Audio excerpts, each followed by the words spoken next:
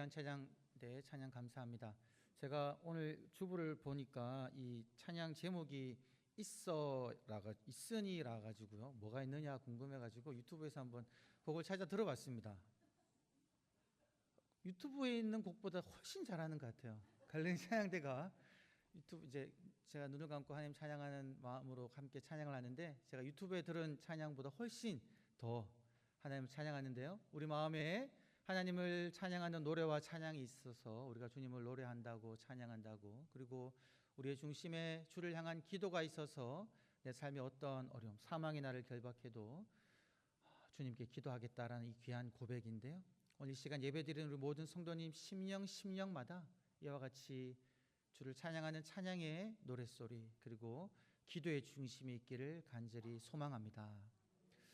그리고 또 우리 마음속에 있어야 될 것이 여러분 이제 사랑인데요. 우리 마음속에 주를 향한 사랑과 또 성도를 향한 사랑이 있기를 간절히 소망합니다. 오늘 말씀을 보면 14절에 그렇게 시작하죠. 너희 모든 일을 사랑으로 행하라, 이렇게 이야기하고 있습니다. 무슨 일을 하든지 무슨 말을 하든지 너희가 하고 있는 그 모든 일을 사랑으로 행하라는 거죠. 여러분, 우리가 이제 고린도 전서를 보게 되면 사실 우리가 요한 서신을 사랑의 서신이다라고 이야기하지만 고린도 전서에도요 아주 사랑이 강조되어 있습니다. 대표적으로 고린도 전서 13장을 들 수가 있죠.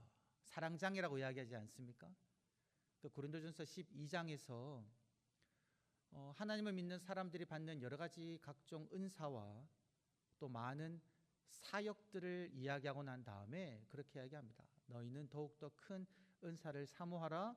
내가 가장 좋은 것으로 너희에게 보여주겠다 라고 말하고 난 다음에 이야기하는 것이 바로 사랑이다라는 거죠.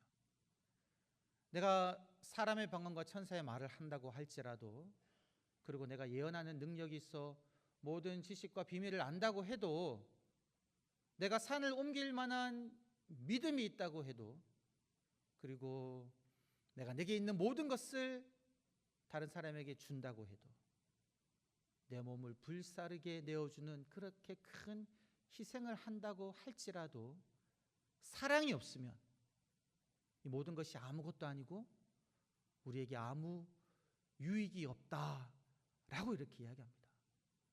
그러면서 믿음, 소망, 사랑 이 세 가지는 항상 있을 것인데 그 중에 제일은 사랑이다라고 이 고린도전서 13장에서 분명하게 이야기하고 있죠. 그리고 또한 이 고린도전서를 마무리하는 16장 24절에서는 그렇게 이야기합니다. 나의 사랑이 그리스도 예수 안에서 여러분들과 함께 있을지어다, 함께 있기를 바랍니다 라는 말로 사도 바울은 이 서신을 마치고 있다는 거죠. 사랑하는 마음으로 고린도 교인들에게 편지를 하면서 여러분들도 내가 여러분들을 사랑하는 것처럼 사랑이 여러분들에게 가득 있기를 간절히 원한다라는 그러한 가르침이다라는 거죠. 그러한 맥락으로 오늘 24절에서 너희 모든 일을 사랑으로 행하라 이렇게 이야기하고 있다라는 겁니다. 여러분, 사랑에 여러 가지 많은 특징이 있지만요, 오늘 이 고린도전서 14장에서 말씀하고 있는, 강조하고 있는 사랑의 특징은 무엇일까? 그리고 지금 고린도전서에서 이 고린도 교회의 상황이 어떠한 상황이길래 이렇게 사랑을 강조하는 것일까? 우리가 한번 생각해 보면 좋을 것 같아요. 사도 바울이 제2차 선교 여행 때 이 고린도 지역에 가서 그곳에 교회를 세웠습니다. 약 한 1년 반 동안 그곳에 머무르면서 복음을 증거하고 사람들을 가르치고 교회를 세웠거든요. 그리고 이제 다시 안디옥으로 돌아가고, 이제 3차 전도 여행 때 다시 이제 그 마게도니아 아가야 지방으로 가는데, 그때는 이 고린도 교회를 방문하지 못하고 에베소라는 지역에서 약 한 2년 반 정도를 가르치고 복음을 증거하며 교회를 세웠습니다. 에베소라는 지역에 있는 거죠. 이 에베소 지역에 있을 때에 사도 바울에게 고린도 교회의 소식이 들려오는 겁니다. 여러분, 고린도 교회를 향한 사도 바울의 마음은 어떤 마음이 있다고요? 사랑의 마음이 있다는 거죠. 1년 반 동안 그곳에서 교회를 세우면서 그들과 깊은 영적인 교제를 했고요. 사랑하는 마음으로 가득했습니다. 그런데 자기가 지금 에베소에서 사역을 하고 있는데 고린도 교회에서 들려오는 소식을 들어보니까 이 교회 안에 분쟁이 있다는 겁니다. 분열이 있다라는 거예요. 우리 너무나 다 잘 아는 내용이죠. 그러면서 어떤 분쟁이고 분열이냐? 지도자를 따른 분열이다라는 거죠. 그렇게 이야기합니다. 나는 바울에게 속했다. 아니야, 나는 아볼로에게 속했다. 아니야, 나는 게바에게 속했다. 참고로 게바는 베드로입니다. 그리고 나는 그리스도에게 속했다라는 말로 적어도 고린도 교회에 몇 개의 파가 있다는 겁니까? 4개의 파로 나뉘어진 거예요. 여러분, 바울도 그렇고 아볼로도 그렇고 게바도 그렇고 그리스도는 말할 것도 없고요.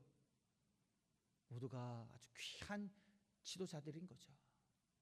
바울은 아까 말씀드린 대로 어떻게 보면 고린도 교회의 제1대 목사라고 볼 수 있습니다. 개척하신 목사님인 거죠. 교회를 세운 분이다라는 겁니다. 바울인 거예요. 사람들이 바울을 따릅니다. 바울을 존경하고 바울을 본받으려고 하는 거죠. 그러다가 이제 이 사도 바울이 3차 전도여행 시기에 이 아볼로라는 사람이 에베소에 와서 복음을 받아들이고 고린도 교회로 갑니다. 파송받아 가는 거죠. 근데 고린도 교회에서 얼마나 사역을 잘했으면 고린도 교회에 누구 파가 생긴 겁니까? 아볼로 파가 생긴 거예요. 어떻게 보면 아볼로는 제2대 목사님이라고 할 수 있을 것 같아요. 고린도 교회를 세운 사람은 바울, 고린도 교회를 더욱더 든든히 세워가는 사람은 2대 감독, 당신은 감독일 수도 있고 지도자, 2대 지도자인 아볼로. 사람들이 아볼로를 따르는 겁니다. 이것만이 아니라 그 고린도 교회는 누구를 따랐다고요? 게바를 따르는 사람도 있다라는 거예요. 근데 참고로 여러분, 게바 베드로는요, 유대인들에게 주로 복음을 증거한 예수님의 사도였습니다. 반면에 바울과 아볼로는요, 아볼로 역시 알렉산드리아 출신으로 이 둘은요, 이방인 즉 헬라인에게 주로 복음을 증거한 지도자들이었다는 거죠. 그래서 생각해 보면 이 고린도 교회 안에 지금 출신 지역에 따라 가지고 유대인 기독교인들도 있고 헬라인 기독교인들도 있는데, 추측하건대 헬라인 기독교들은 자기 출신 지역에 따라서 누구를 더 선호했다는 겁니까?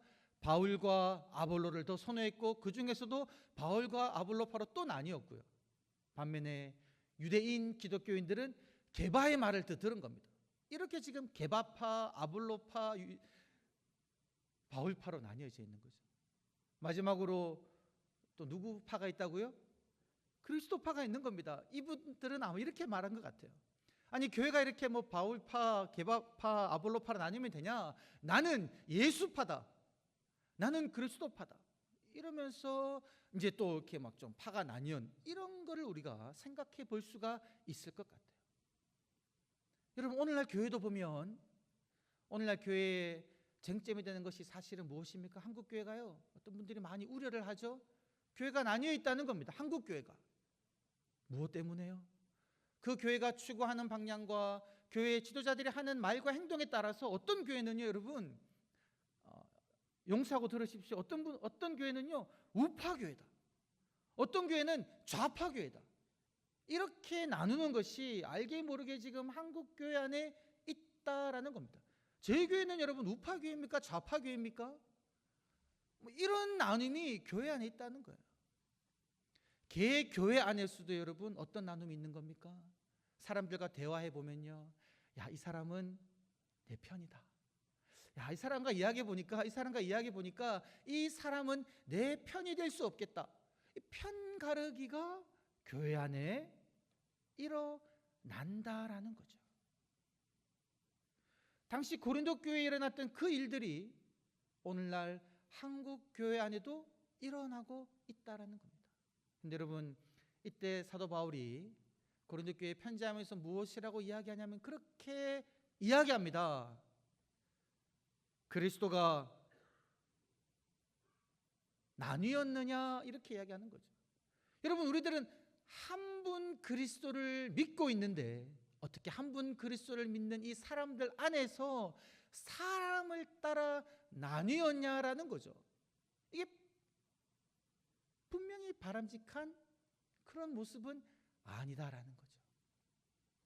오늘 말씀을 보게 되면 10절에 그러한 것을 알 수가 있습니다. 지금 사도 바울이 그 고린도 교회의 소식을 듣고요, 자기의 영적 아들인 디모데를 통해서 그에 관한 해결책들, 가르침들을 써서 디모데 편에 보내는 거예요. 근데 디모데 편에 보내는데 이 사도 바울이 우려했던 것이 있는 것 같아요. 우려한 것이 있어가지고 너희는 이 디모데를 멸시하지 말고 너희가 마음으로 받아들여라 라고 이야기하거든요. 어떤 생각들이 이 디모데를 받아들이는 일이 있을 수 있냐면요, 지금 여러분 고린도 교회는 네 파로 나뉘었다 그랬잖아요. 바울파, 아볼로파가 있다는 거죠. 근데 디모데는 누구 사람이라고 생각할 수 있습니까? 사도 바울이 직접 내가 영적으로 낳은 나의 아들이라고 이야기하니까 사람들이 생각하기에 디모데는 바울 사람이다라고 생각할 수 있는 거예요. 그래서 어떤 이들은요, 디모데를 두 팔 들려 환영했을 겁니다. 어떤 사람들이요? 나는 바울파다라고 생각하는 사람들은 디모데가 가져온 그 편지를 마음으로 받아들였을 겁니다.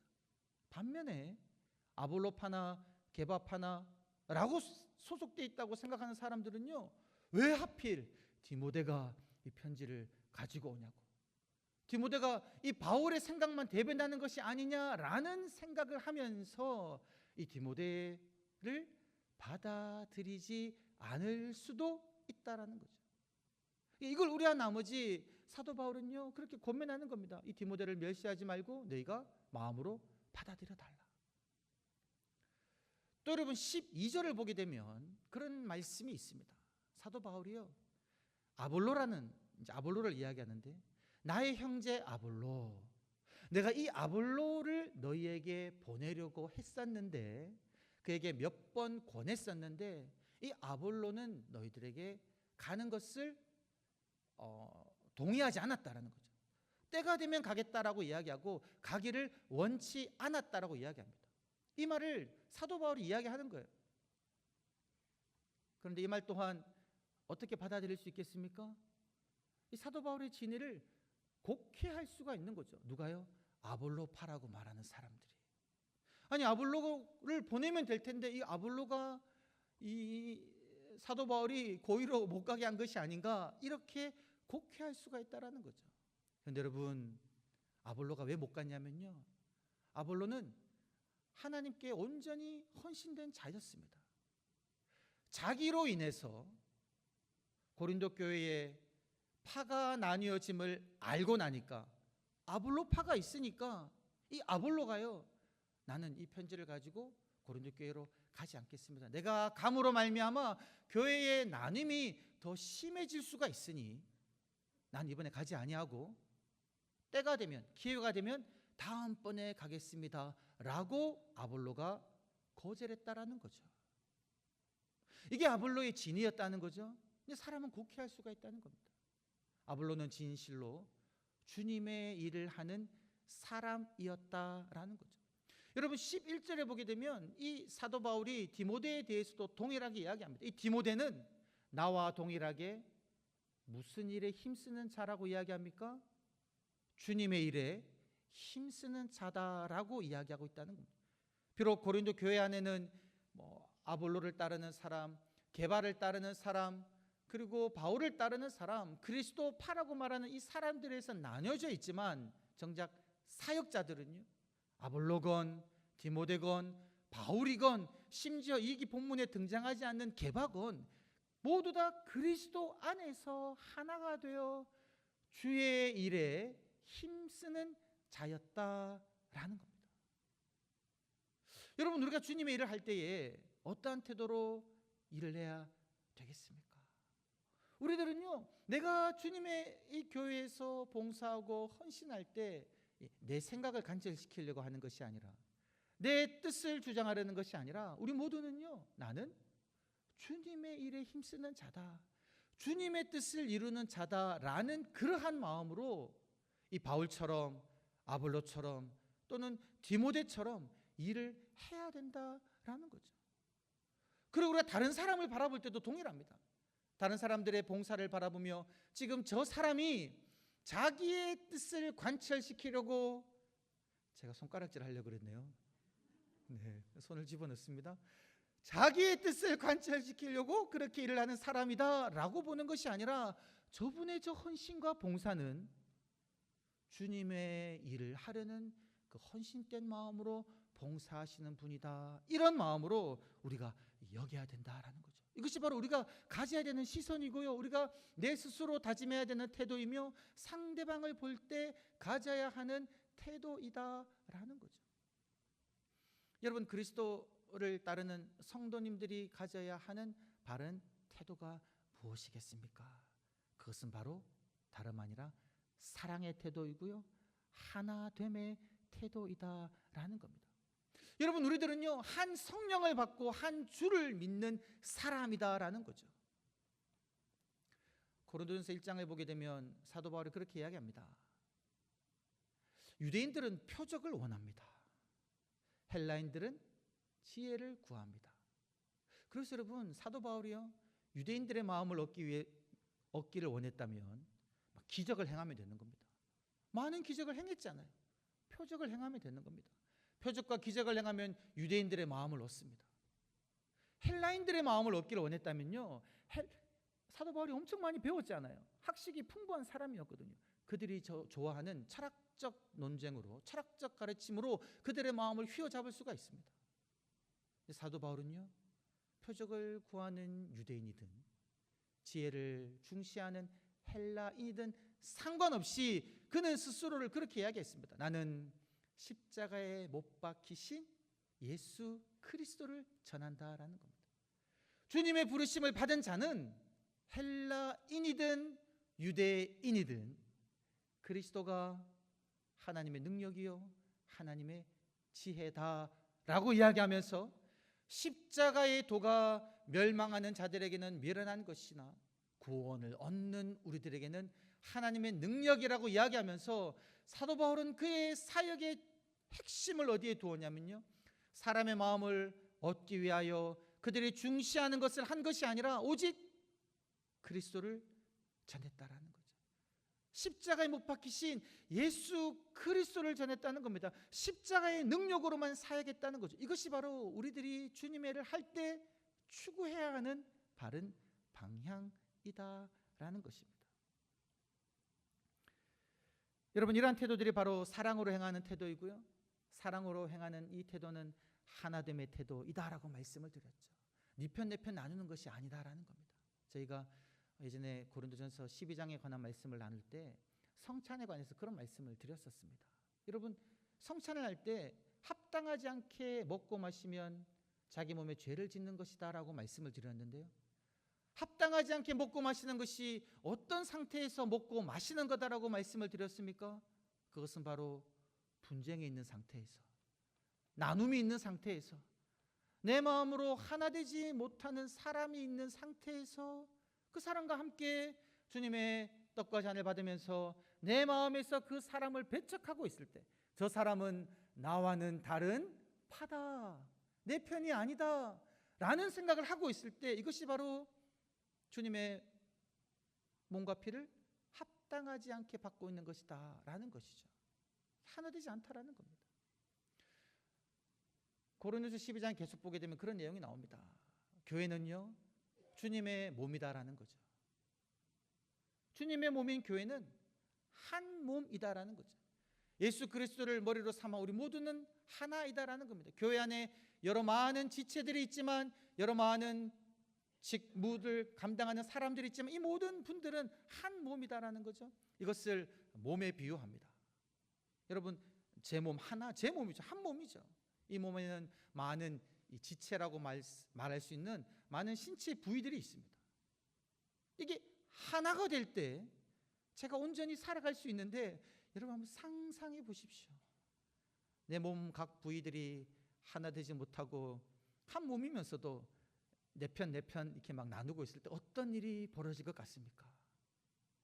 큰일 나죠. 이제 뭐 입이 맛있는 음식을 많이 먹으니까 다른 지체들이, 입 너무 맛있는 거 먹냐라고, 입이 음식을 먹으려고 하는데 턱 관절이 이렇게 막 말을 안 듣는 겁니다. 못 먹게 하는 겁니다. 손은요 음식을 또 먹여줘야 되는데 손이 움직이질 않는 겁니다. 이런 일이 일어난다고 생각해 보십시오. 입이 아무리 음식을 먹으려고 해도 먹을 수가 있겠습니까? 근데 여러분, 이렇게 됨으로 말미암아 발생하는 일은 무엇일까요? 입이 음식을 먹고 씹어가지고 이 소화를 해서 영양분이 각 신체로 가서 뭐 턱관절이든 손이든 몸이 살아갈 수 있는 건데, 이 자기 편이 아니라고 생각해가지고 못 먹게 하면은 결국 이 몸이요 망해버리는 겁니다. 교회도 마찬가지다라는 거죠. 교회가 하나 되지 못하고 네 편 내 표로 나눌 때 주님의 그 몸된 교회가 교회 역할을 제대로 할 수 없을 뿐만이 아니라 주님의 피로 세운 교회가 망하게 될 수도 있다라는 겁니다. 여러분, 이것이 바로 사탄의 역사하는 방법이다라는 거죠. 그래서 여러분, 고린도전서에 보게 되면 많은 문제들이 있어요. 알지 않습니까? 교회에 일어난 문제가 분열만의 문제가 아니라 뭐 성적인 문제, 결혼의 문제, 우상 숭배의 재물을 먹는 문제 등등 많은 문제들이 있지만, 이 많은 문제들 중에 가장 먼저 다루는 문제가 무엇입니까? 사도 바울이 가장 먼저 언급했던 그 문제가 무엇입니까? 그것은 바로 하나 되지 못하는 것에 대해서 먼저 다루고 있다라는 거죠. 여러분, 그래서 우리가 이번 한 주간 살아갈 때 한 절 외침이 바로 이겁니다. 사랑으로 성도를 섬기며 함께 하겠습니다. 무엇으로? 사랑으로. 여러분, 우리의 섬김이, 우리의 봉사가 너무나 귀한 봉사고 섬김이죠. 수고와 열심을 다합니다. 시간과 재정과 나의 체력을 소진해가며 봉사하고 헌신하는 거죠. 너무 귀하지 않습니까?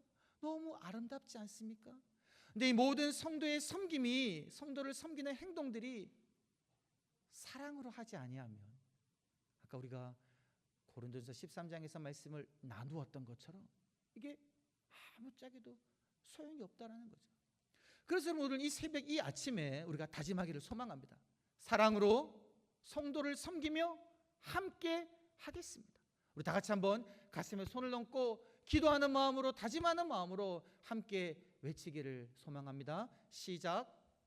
사랑으로 성도를 섬기며 함께 하겠습니다. 아멘. 사랑으로 섬기며 함께 하겠다는 거죠. 여러분, 함께 할 때는요, 내가 누군가와 함께 하려면 그 사람과 마음이 맞아야 함께 하죠. 그렇지 않습니까? 마음이 맞는다는 것은 하나 되는 거죠. 마음이 맞지 않은 사람끼리, 하나 되지 못하는 사람들이 함께 하면요, 표정은 웃지만 이게 지금 제대로 되고 있지 않는 거죠. 그리고 함께 하기 위해서는요, 그 사람을 인정해 주어야 된다는 거죠. 내가 주님의 일에 힘쓰는 것처럼, 내가 온 마음을 다해 주님의 일에 헌신하는 것처럼 저분도, 저 사람도 온 마음을 다해 주님께 헌신하고 있는 분이다라는 것을 우리가 인정해 주어야 된다는 거죠. 이것이 바로 우리가 하나됨으로, 사랑으로 성도를 섬기며 함께 해나가는 것이다 라는 겁니다. 오늘 이 말씀 15절과 16절을 보게 되면요, 이 스데바나의 집을 소개하고 있고, 그리고 읽진 않았지만 17절과 18절을 보게 되면요, 스데바나와 이름도 외우기 어려운, 여러분, 브드나도, 참 발음하기 어렵더라고요. 제가 몇 번 반복하면서 외워봤는데 잘 안 외워지더라고요. 브드나도, 아가이고, 이 사람들이 있다라는 거죠. 스데바나의 집안이 있고, 그리고 브드나도와 아가이고가 있는데, 여러분, 이 사람들을 소개하면서 사도 바울이 무엇을 권면하면요, 단어 중에 그런 단어가 있습니다. 이 사람들을 알아주라, 알아주라는 겁니다. 너희가 알고 있다, 다른 말로 말하면 알아주라는 겁니다. 누구를요? 스데바나의 집안 사람들, 그리고 스데바나와 브드이도와 아가이고를 알아주라는 겁니다. 이 사람들이 어떤 사람인지를 이야기하냐면요, 이 스데바나의 집안 사람들은 아가의 첫 열매로 교회의 본이 되는 사람이다라는 거죠. 그리고 이 집안 사람들은요, 자기의 것을 아끼지 않고 교회를 위해 내어놓으며 스스로를 온전히 헌신하는 그런 집안이었다는, 그런 사람이었다라는 거죠. 이거를 너희들이 알아주고 인정해 주라는 겁니다. 그러면서 어떤 태도를 가지라고 이야기하냐면 순종하라고 이야기하거든요. 우리가 누군가를 알아주고 인정해 줄 때 그 사람의 말을 들어준다는 겁니다.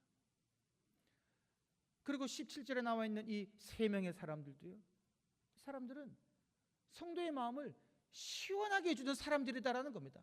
자기의 것으로 남의 것을, 사도 바울의 부족한 것을 채워주는 것을, 그러한 일을 하는 사람들이다라는 거죠. 이것을 너희가 알아주라는 겁니다. 여러분, 하나된 교회 안에서 일어날 수 있는 것이 무엇입니까? 상대방의 헌신과 그 봉사들을 알아줌이 필요한다는 겁니다. 분열되고 나뉘어지고 내 편이 아니다라고 생각할 때는 아무리 어떤 사람이 수고하고 힘쓰고 애써도요, 교회의 본이 되어도 그 사람을 멸시할 수가 있습니다. 폄하할 수가 있다는 거죠. 하나 되지 못한 행동이다라는 겁니다. 오늘 저희가 이제 항정직 선거를 하죠. 여러분, 항정직 선거가 공고되고 난 다음에 여러분 많은 기도를 하셨습니까? 많은 기도 하신 줄 믿습니다. 교회의 귀한 직분자를 세우는 순간이다라는 거죠. 그런데 여러분, 이 항정직 선거가요, 내 편을 뽑는 그런 선거는 결코 아니다라는 거죠. 내 사람을 세우는 선거가 아니다라는 겁니다.